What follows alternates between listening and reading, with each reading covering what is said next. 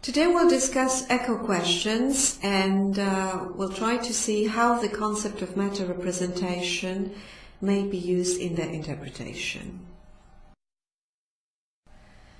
We'll start from an example of an echo question so that you could know what this particular question is. So I bought you a diamond ring. You've bought me a diamond ring. You've bought me what? So these two are classified as echo questions. Now, echo questions have been thoroughly described in literature, and they have been characterized by certain standard features. So they are believed to be full or partial repetitions of prior utterances. So there must be an introductory utterance, original utterance, and then what follows is an echo question. Now the prior utterance may be of any syntactic type, and echo questions have more in common syntactically with these utterances than with related non-echoic interrogatives. So if you look at the examples, what a great pleasure this is. What a great pleasure this is. Have you read Great Expectations? Have I read Great Expectations? Talk to a fortune teller. Talk to a fortune teller. So as you can see, echoic questions reconstruct the syntactic structure of the echoed sentence, of the sentence that is sort of meta-represented here, okay? So they do not look like typical interrogative structures. And the last feature is that the main function of echo question is to clarify the form or content of the prior utterance. Thus, if echo questions can be described in terms of the standard properties, they have to be recognized as a separate category, independent of other interrogative structures. Now, what follows is the argument against that view. That is, I will try to convince you that actually echo questions can be interpreted as a subcategory of interrogative structures, so we do not need any special class. We can just present a uniform account of all interrogatives in English that will include echoic questions as well. And besides, it seems that if we stick to that definition, I mean the definition that is based upon the list of criterial standard properties, then a number of questions will be just relegated from the analysis, even though they share certain features in common with echo questions, but they cannot be described in terms of these standard properties, at least not in terms of all of them that are listed here.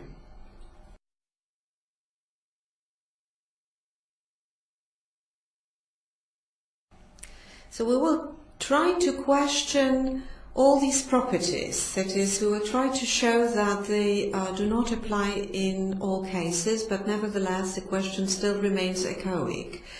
If so, then I will somehow manage to indicate that this traditional standard approach to echo questions is not reliable.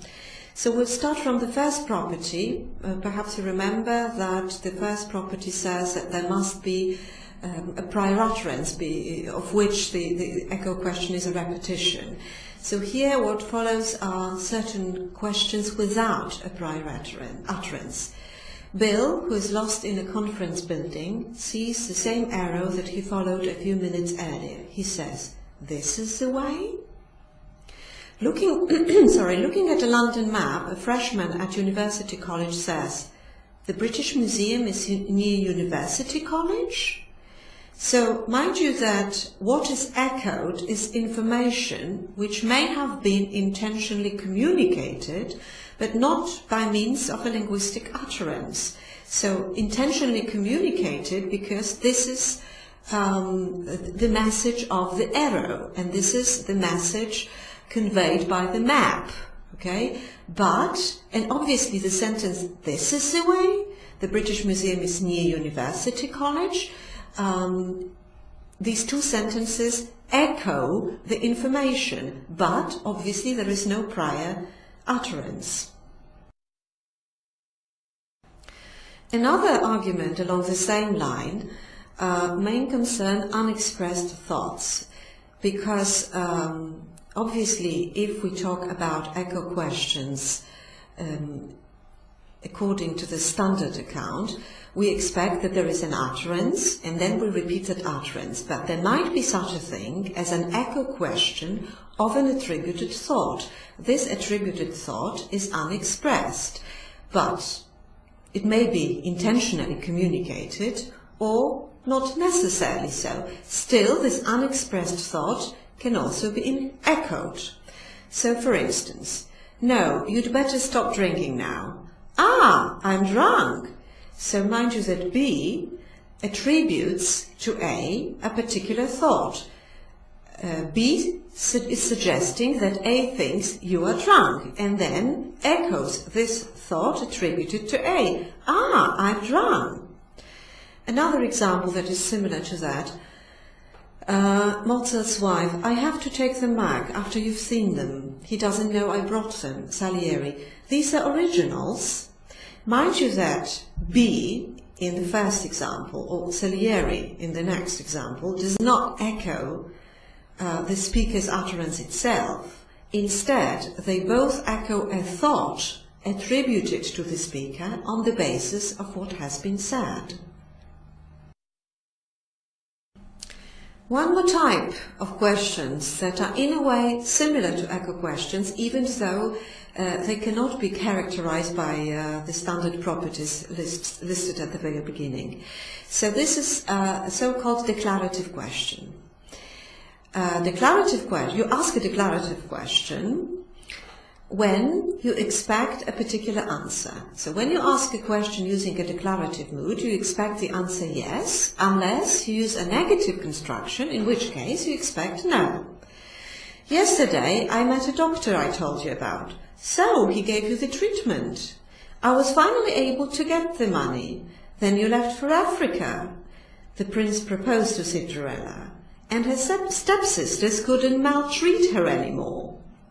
Okay, so you expect here a particular type of answer. So he gave you the treatment. Yes, he did. Then you left for Africa. Yes, I did. And so you see that that's in a way, again, an echo, but it is not an echo of the previous utterance. So this is an echo of the implication coming from the previous utterance. So one more time, declarative questions present an inference drawn from the previous utterance. They involve what the speaker takes to be an implication of the preceding utterance. Mind you that all these examples that we've just presented concerning Salieri and declarative questions, so none of these represents the form or content of a prior utterance. But they are similar to echo questions in that the attitude is indicated by a high rise, and both types involve the attribution of a thought or utterance to someone other than the speaker. So obviously you remember, because we were talking about various types of attributions, so there might be echoic attribution, then we express an attitude, or interpretive attribution when we interpret someone's thought or sentence, or metalinguistic attribution when we just repeat someone's words because we focus on the phonetic, that is not necessarily phonetic, but formal features, mainly morphological, grammatical in general. So, echo questions, as traditionally defined, fall together with a whole range of further questions which involve attribution. So what I'm trying to say now is that, in fact, there are various questions that share a particular feature with echo questions, that is, the feature of attributions, that we can attribute an utterance or thought to someone other than the speaker. But mind you that these questions that we have just discussed, these attributive questions, are excluded from the analysis if we accept the standard approach to echo questions, because, as you can see, none of them is a repetition of the prior utterance.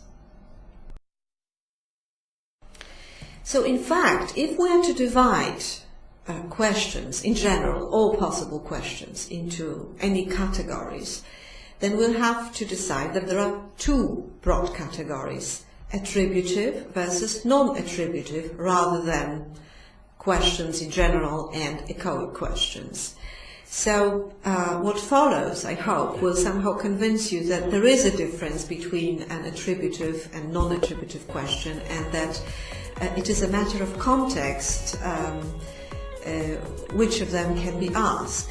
So could you just have a look at this example? A sees B walking towards the door and says, you're off to catch the train? It is possible, okay? So A is attributing a particular intention to B, and then verbalizes this intention. You're off to catch the train? You're off to catch the train? But A cannot say anything like, Henry VIII had 7 wives. It does not make sense. But obviously, A may ask, did Henry VIII have 7 wives? Because simply he wants to establish that, whether B is leaving or not. It does not matter. This is just a question that he may want to ask. So I want you to notice that whereas the first question, you're off to catch the train, which is attributive, is acceptable, because A attributes to B a thought that B could possibly have. Sentence B is unacceptable because the thought attributed is one B could not possibly have in the circumstances. Then C is acceptable again because it involves no attributed thought. So now you see that A and B are different. A is an echoic question in the broader sense of relevance theory, but B is not. So the difference is between attributive questions on the one hand and non-attributive questions on the other hand. So this category that comprises echoic questions should be broader, as some other questions must be allowed within this category. So I hope to have demonstrated that the standard analysis of echoic questions is somehow not satisfactory, because many questions that are somehow related, intuitively we feel that they are related, are left outside and are simply unaccounted for. Now, if we agree that the defining feature is attribution, that is meta representation, then perhaps we will be able to include all possible questions in the analysis. Now, let's just perhaps proceed to the discussion of some other forms that might be treated as echoic or attributive questions. They are non-identical echo questions because they are reformulations. So my mother and father are coming tonight. Your parents are coming tonight. My parents will be arriving tonight. They will be arriving when? Mr. Clinton will be speaking tonight. The President will be speaking when? So as you can see, variations are allowed to a certain degree here. So this is again not an exact repetition of the prior utterance. Now, a further type of reformulation involves the addition of speech, act, or proposition, attitude, information. So it may sound a bit confusing, but just have a look at the example. So someone says, talk to a fortune teller, and then I interpret it, and I say, instead of saying simply talk to a fortune teller, I say, you want me to talk to a fortune teller? You're telling me to talk to a fortune teller? You think I should talk to a fortune teller? You're saying I should go to a fortune teller? You're saying I should go to an astrologer? So as you can see, here I just spell out, in a way, what is implicit. The speaker A has a particular intention and says, talk to a fortune teller. And then I make this intention explicit. I attribute to speaker A a particular intention. Okay? So this is overtly expressed intended interpretation. But it is a reformulation, and it is, in a way, echoic in the sense that it is attributive. So, again, another category of attributive questions. The above reformulations go beyond the original by spelling out overtly an aspect of the intended interpretation that would otherwise have to be inferred. So, if he had said, talk to a fortune teller, I would have had to decide myself what his communicative intention was. The degree of permitted reformulation is pragmatically constrained. It must satisfy the hearer's expectation of relevance. Rough approximation achieves enough cognitive effects at a lower processing cost. So this is just the rule that we follow when deciding to reformulate.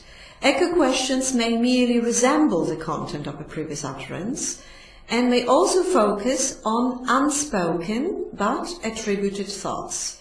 So, echo question may merely resemble the content of a previous utterance. So if we echo the thought, but the utterance, but we interpret it and then we introduce certain changes, modifications into it.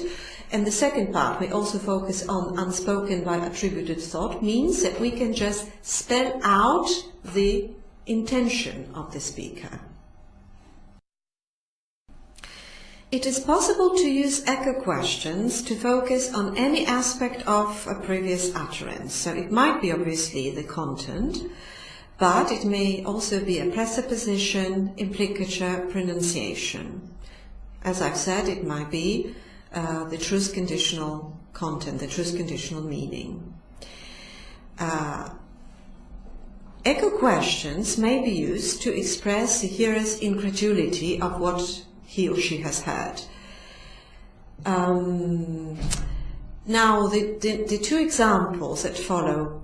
Okay, let's discuss these two examples. We trapped 2 mongoose. You trapped 2 mongoose? You mean mongooses. So obviously it might be that B is surprised, but it seems to me that this sentence does not illustrate exactly that point that is mentioned above. So a better example will be, I bought you an aeroplane. You bought me an aeroplane? This is incredulity. I bought you a diamond ring. You bought me a diamond ring? This is incredulity. But if you look at the next one, we trapped 2 mongoose. You trapped 2 mongoose? You mean mongooses? Or his father kicked the bucket. Kicked the bucket? Is he a friend? It seems that the function of this echo question and the sentence following the echo question, which introduces some correction, is just correcting someone, and it might then be interpreted as an implicit negation, as implicit criticism. Mind you that it is used echoically. We trapped 2 mongoose. You trapped 2 mongoose. It is an echoic use, so you may express your attitude. Obviously, you may argue that this is the attitude of bewilderment, but I would claim that it is more than just the attitude of bewilderment. It is the attitude of implicit metalinguistic negation, because what you want to say, in fact, is you did not trap 2 mongoose. You trapped 2 mongooses. So you simply want to correct the grammatical mistake, but you do it implicitly. So in fact, in this particular sentence, the attitude of rejection, the attitude of dissociation is expressed, though it is expressed implicitly. And the same holds good for the next example. His father kicked the bucket. Kicked the bucket? Is he a friend? Now, speaker B does not like the expression kick the bucket. It is too colloquial, perhaps, in his interpretation. And he introduces some correction. And he says that the speaker is not authorized, is not entitled to use such a colloquialism in reference to someone's death. Kicked the bucket? Is he a friend? So again, it seems that here this echo question does not express pure bewilderment, but rather it expresses in the attitude of dissociation. So it performs the function of the metalinguistic negation. Mind you that in these sentences, speaker B does not question and does not implicitly negate the truth conditional content, but a particular aspect. So it is morphology of mongoose, that is grammatical mistake, is corrected, or stylistic inappropriateness in kicked the bucket. So it is just an aspect of an utterance, not the whole content of it. Some further examples of that kind of echo question and implicit metalinguistic negation. You finally managed to solve the problem. Managed? I solved them in 2 minutes. So this is a presupposition triggered by the word managed that is questioned. And mind you again that the function of that is some kind of correction. So the echo question may be interpreted as performing implicitly the function of metalinguistic negation. He is rich, but he is friendly. But not every rich man is unfriendly. So but here, which is traditionally considered to be a conventional implicature, that's what is questioned. In all the above sentences, non-truth conditional aspects of meaning were questioned. Now, I saw you kissing a woman. You saw me kissing a woman? That was my wife.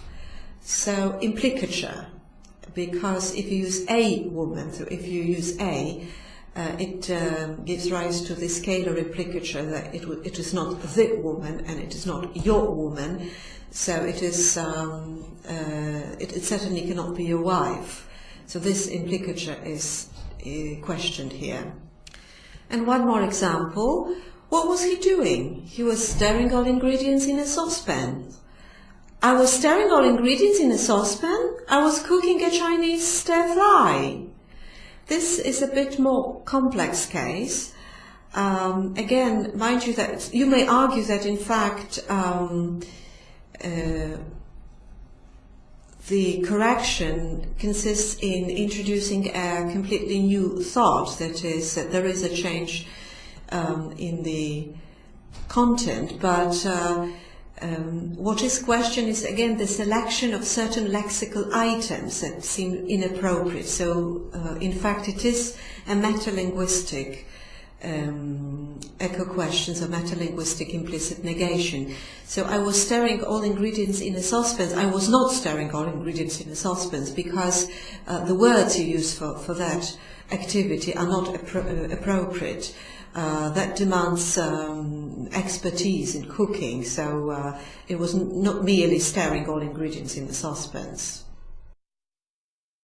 So we may say that so far we've discussed metalinguistic uses rather than interpretive uses in echo questions, and now we'll pass to the second category. So generally speaking, we may say that both metalinguistic and metaconceptual or interpretive constitute meta-representational. So meta-representational use is a superordinate term, and within meta-representational use you can distinguish metalinguistic use on the one hand and interpretive use on the other hand.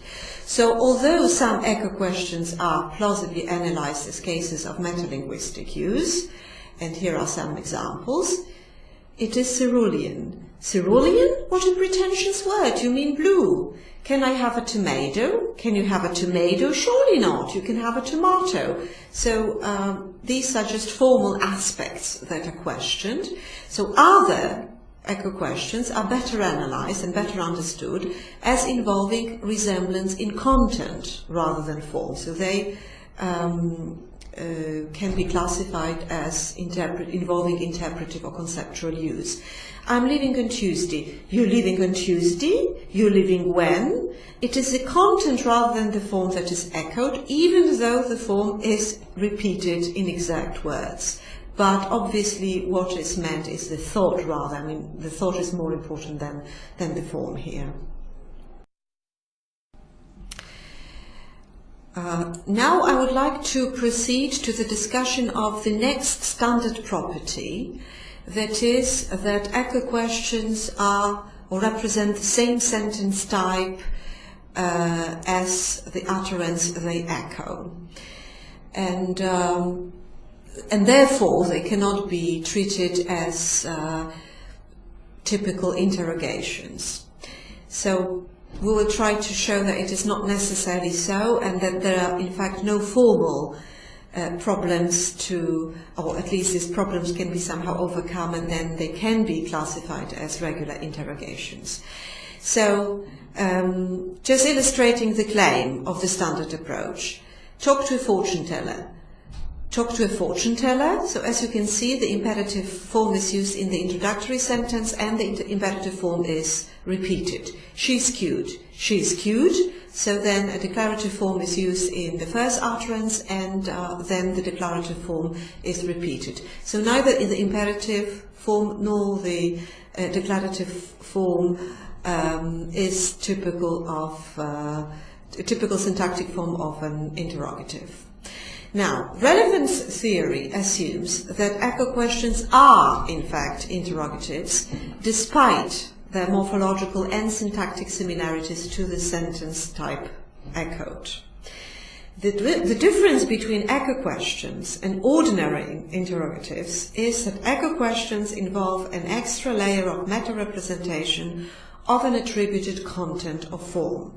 So I understand that this last sentence demands explanation, and it may sound a bit confusing, but in fact it is very simple. We'll just show it on the basis of some examples.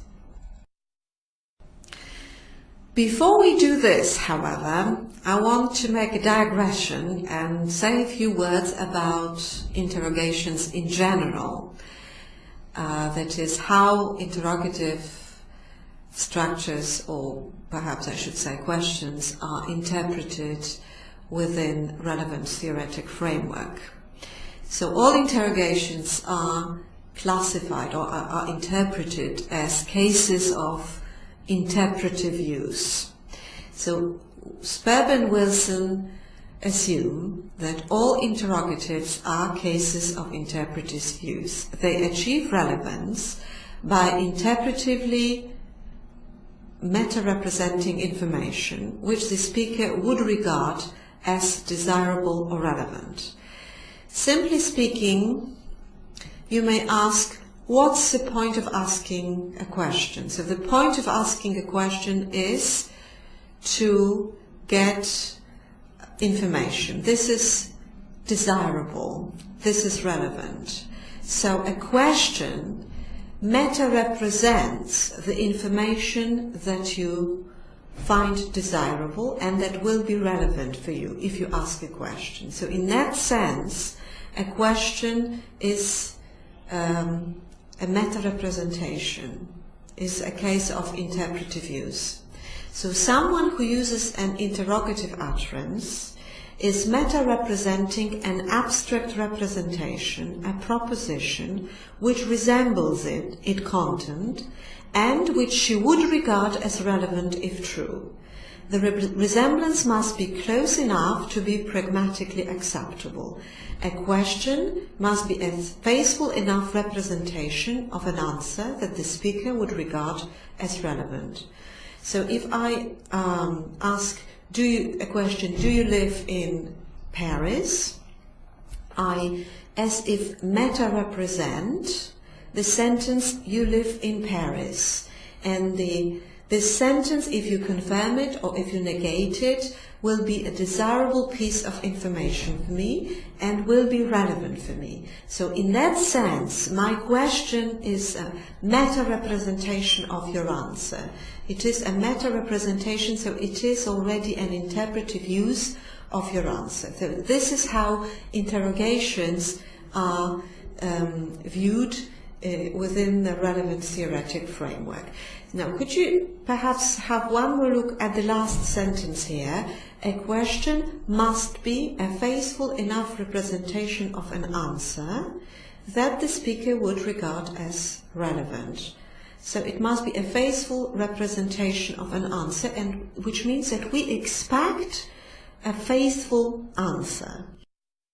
And now we can pass to this criterion of faithfulness and then refer to Blakemore's explanation of echoic questions. So in echo questions, a questioner meta-represents a previous utterance and asks whether the meta-representation is faithful enough. So whether he has heard correctly, for instance. So, Jane married a millionaire. Jane married a millionaire. Okay. Is it a correct meta-representation? Is it the correct sentence? Is it what you've said? Or Jane married a miller? Is it what you've said? So is this a correct meta-representation? Is that a meta-representation that is faithful enough? In WH questions, the speaker meta-represents a previous utterance and asks what would make a meta-representation faithful enough. So the answer should concern the value of WH. Jane married a billionaire. Jane married a what? Okay, a what?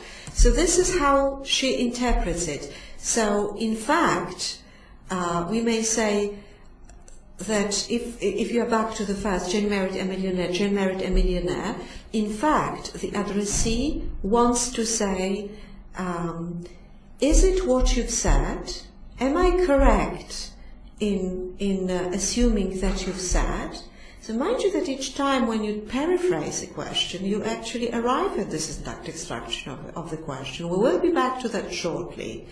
But now we'll perhaps try to say whether faithfulness is the only possible motivation here when asked for the speaker who asks an echoic question. It seems that speakers ask echo questions not only when they are not sure whether they've heard someone correctly, so whether the meta-representation that they somehow derived is faithful enough, but sometimes they simply find the previous utterance difficult to believe. So, I bought you an aeroplane. You bought me an aeroplane? You bought me what? So this time it is the attitude of incredulity rather than, so it is disbelief perhaps, rather than simply checking whether I've heard you correctly in the sense that perhaps it is not a faithful meta-representation. Now the next example, 2 and 3 makes 4. 2 and 3 makes 4? 2 and 3 makes what? I'm simply surprised at your ignorance at mathematics. So speaker B is not asking whether his utterance is a faithful enough representation of A's utterance. Rather, he is asking whether A really thinks that 2 and 3 makes 4. Now, again, what follows is pretty complex. I mean, the theoretical explanation sounds very sophisticated, but in fact it represents a very simple observation. So let's just read it first and then we'll try to explain it. Echo questions communicate higher level explicatures appropriate to interrogative utterances, but embedded under these may be meta-representations of the higher level explicatures of the original utterances. So just leave it as such for the time being. And could you perhaps have a look at the example? Mary is talking to Peter about her meeting with his supervisor. Peter says, then what did he say? And Mary answers, the argument is invalid. And I simply want you to analyze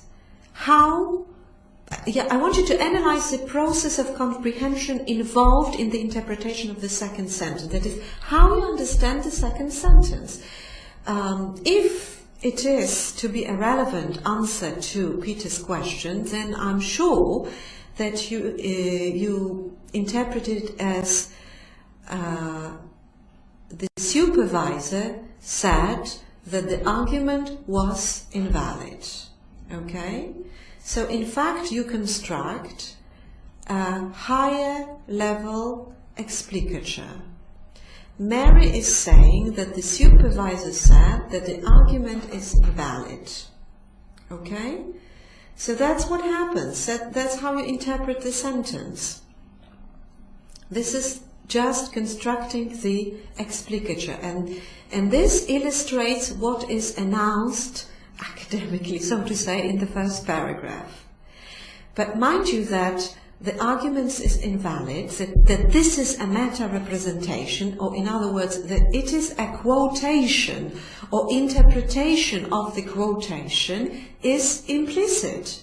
You have to infer that. It is not said, because Mary did not preface this sentence with, your supervisor said.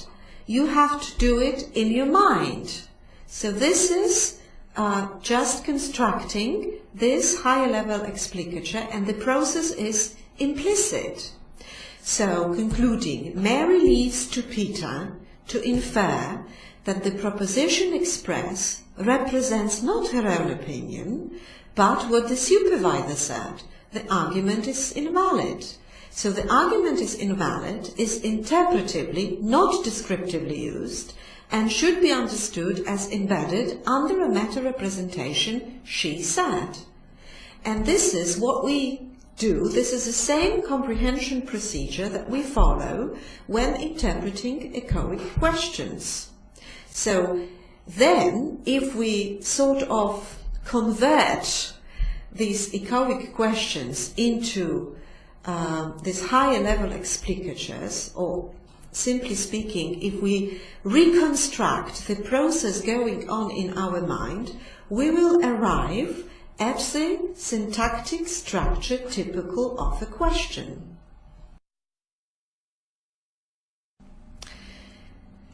So she said the argument is invalid. That was him, I believe, in the original sentence, the supervisor, but now it is she, it doesn't matter. She said the argument is invalid, the supervisor said the argument is invalid or was invalid, is simply the process of enrichment. And similar pragmatic processes can be applied to echo questions, which are meta-representationally used. I'm leaving on Tuesday. You're leaving on Tuesday. You're leaving when? Have you read Great Expectations? Have I read Great Expectations? Have I read what? Talk to a fortune teller. Talk to a fortune teller. Talk to who? Whether B uses the echo question because he has not heard A's utterance or because he wants to express his incredulity, the questions, all of these, may be paraphrased. Are you saying that you're leaving on Tuesday? When are you saying you're leaving? Are you asking whether I have read Great Expectations? Of what are you asking whether I have read it? Are you telling me to talk to a fortune teller? Who are you telling me to talk to?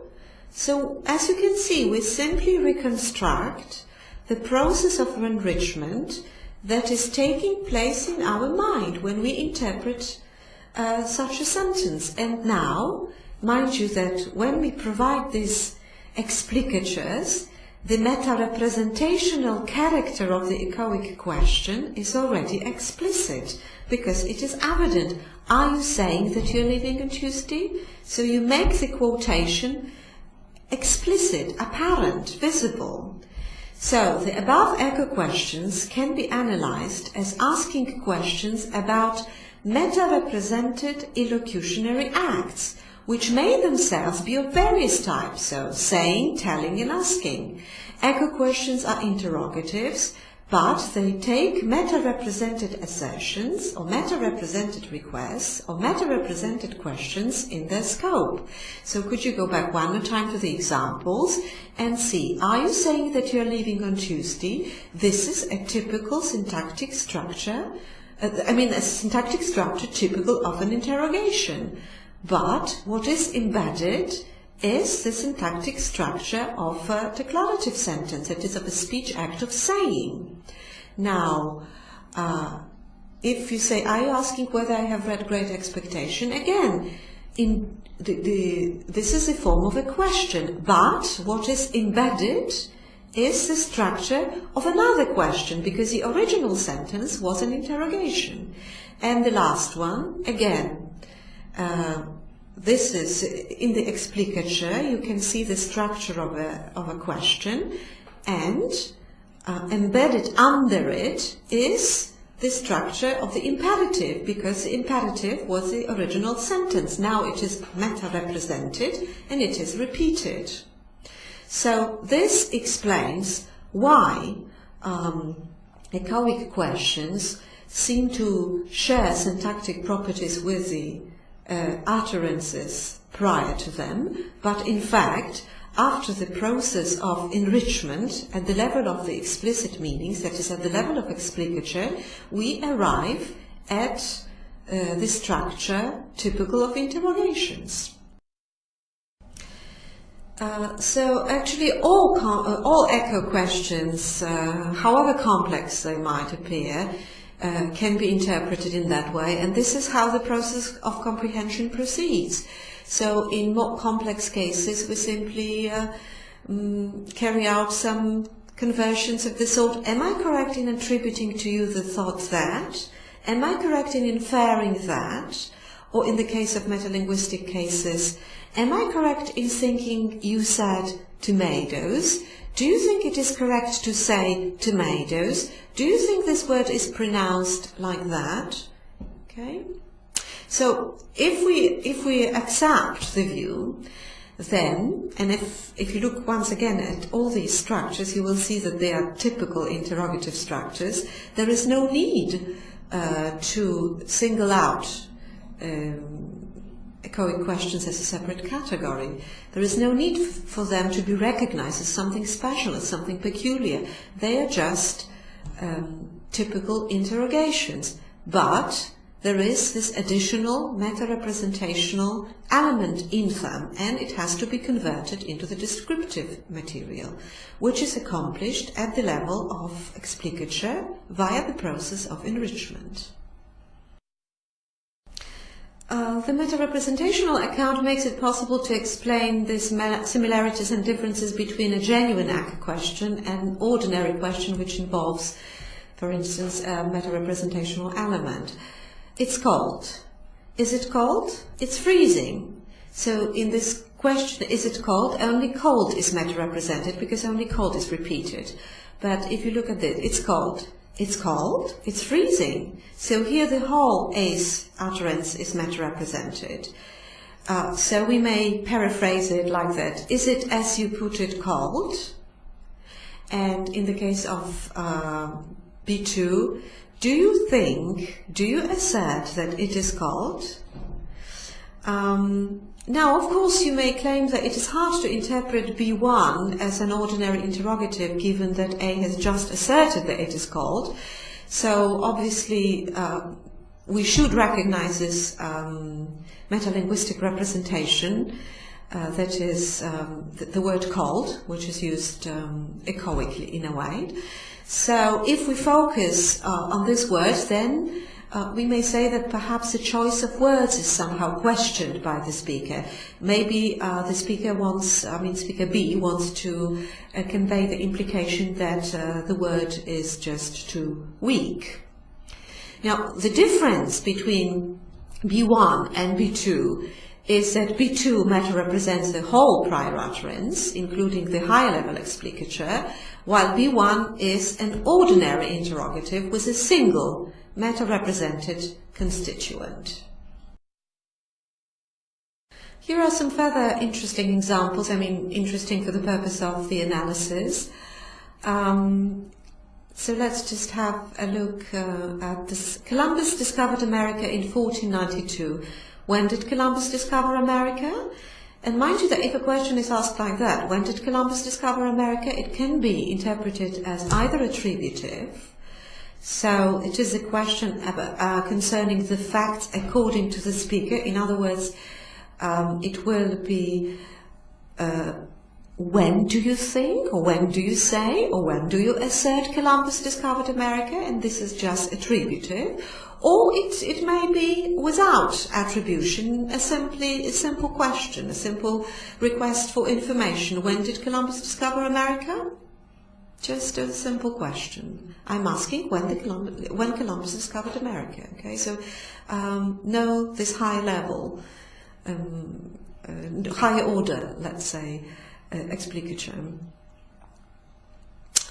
Or A walks towards the door. You leaving? You going where? Again, it seems that in the case of B1, two possible interpretations. So one is a thought attributed to the hearer. Are you intending to leave? And then, am I correct in thinking that you are leaving? So such questions as the ones discussed above may occasionally be used to meta-represent anticipated utterances, as when A is about to speak and B says, "You're leaving now?"